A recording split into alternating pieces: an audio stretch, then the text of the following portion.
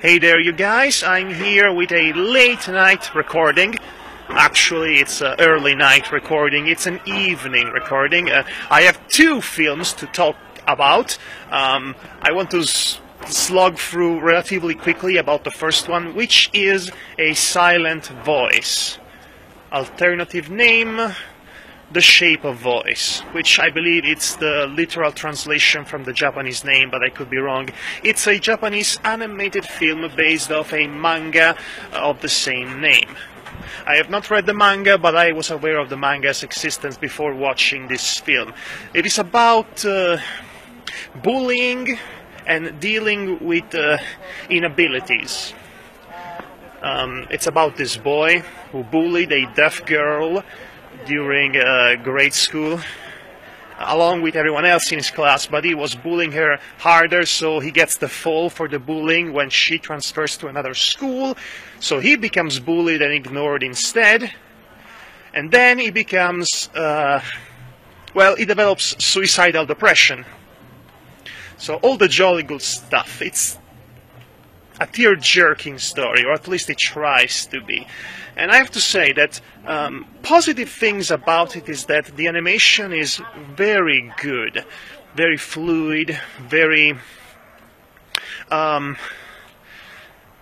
so little frames lost in the animation. There is a full motion animation in the most important scenes, and overall it is the quality of it is consistently good.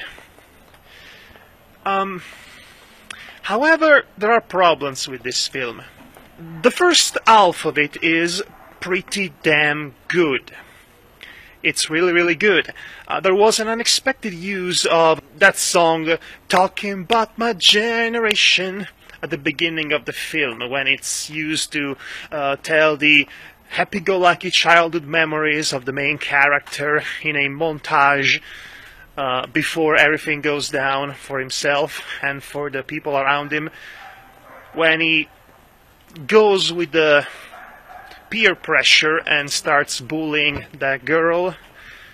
And then the rest of the film follows the story of the manga relatively closely. Him trying to redeem himself / making the life of this girl better, because he has genuinely changed. He's become a much better person.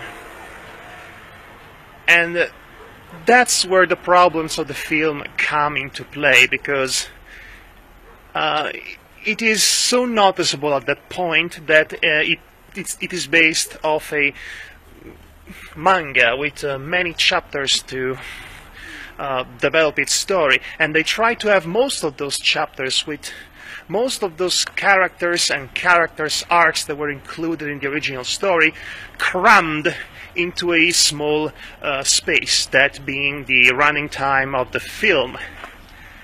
And that clearly doesn't work. The film develops a pacing problem.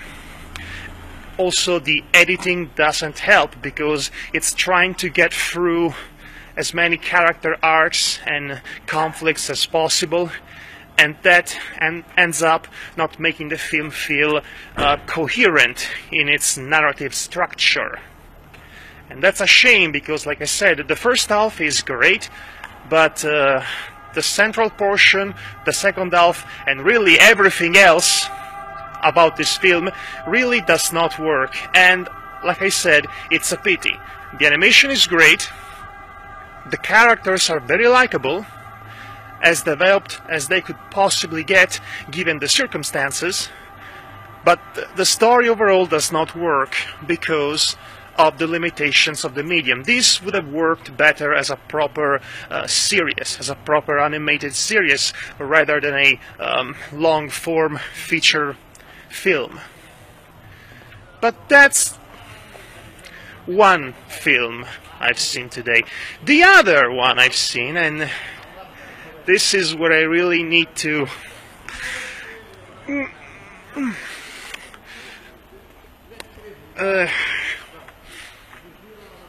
think about it.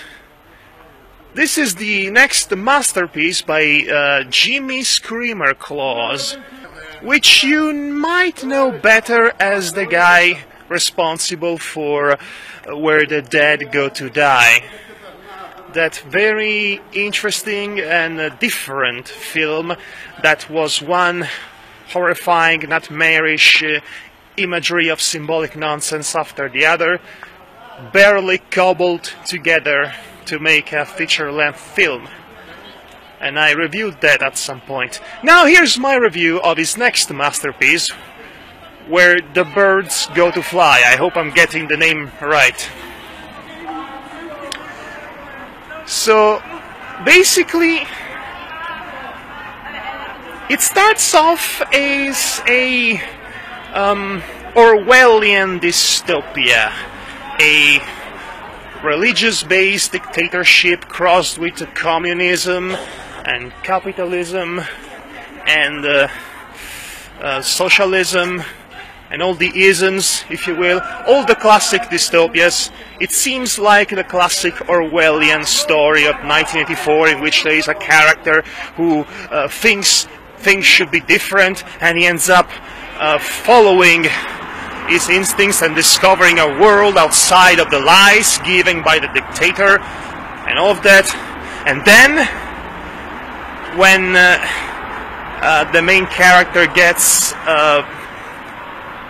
beyond the literal wall that's secluding his world, the film goes to batshit insane land, as per usual with Jimmy's films. This film is absolute insanity, but unlike the previous one, the insanity is well aimed.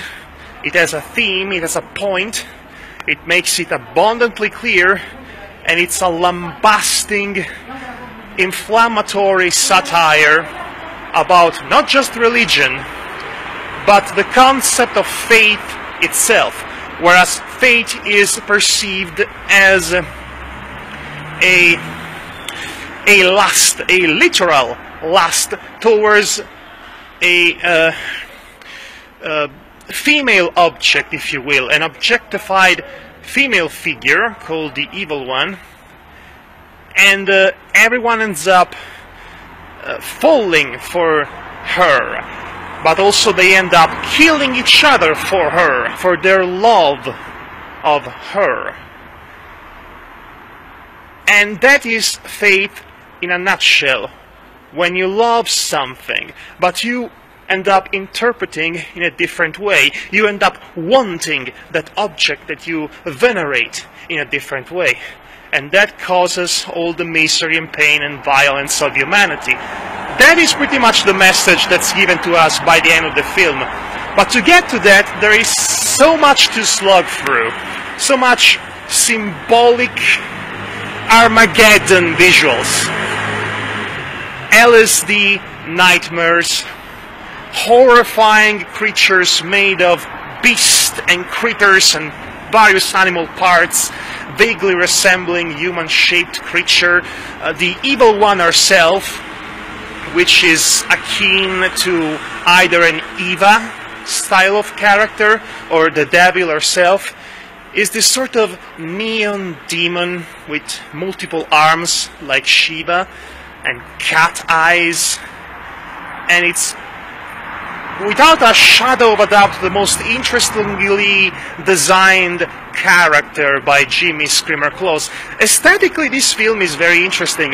The animation is still as clunky and amateurish and bad video game engine style as it was in the previous film, but aesthetically it is so far superior, it blows Where the Dead Go to Die completely out of the water.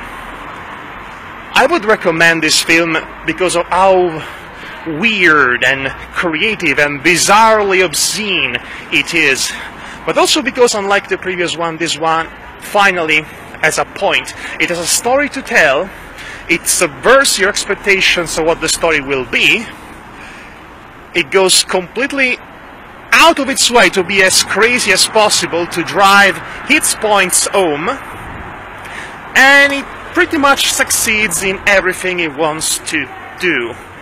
It is incredibly pretentious, but it revels in its pretentiousness so effectively that it makes it work. that too. It's bizarre, it's creative, it is filled to the brim with commentaries upon commentaries over faith, religion, political control, sexism, female objectification, which in this case assumes a role that goes beyond biblical, and it comes back behind your back to ravage you in the back, if you know what I'm saying. And it's great. It's not subtle in the slightest. It's as overblown as it could possibly get, and that's why it works. This is basically Jimmy Screamer Claus rewriting the Bible, Genesis, Paradise Lost, and even Alice in Wonderland, why not, all at once. I highly recommend it because it is so weird, not for the faint of heart, though. It's much better than the previous one. This one, I think it's a legitimate masterpiece in its own weird, indescribable way. I haven't had this much interest towards a seemingly nonsensical film since the time I watched Asphalt Watches, which was also very much insane, but for completely different reasons. So, yes. What else can I say? Screamer Claus is the next David Lynch, except far more insane. It's crazy. Thumbs up. Check it out.